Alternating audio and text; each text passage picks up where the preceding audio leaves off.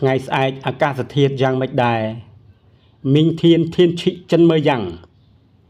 ទោះបីជាមេឃស្រឡះប៉ុន្តែត្រជាក់ណាស់ស៊ុយរានសឹកឈិងធានតាន់សឹកហិនលឹងអញ្ចឹងអាចទៅរត់បានទេណាក់ហើយនឹងឈិផោពុម៉ាស់បានតើប៉ុន្តែអ្នកទៅខ្លួនឯងទៅខ្ញុំមានកិច្ចការជាច្រើនណាស់ត្រូវធ្វើខើអ៊ីតាន់សឹកនីជឹជីឈិប៉ា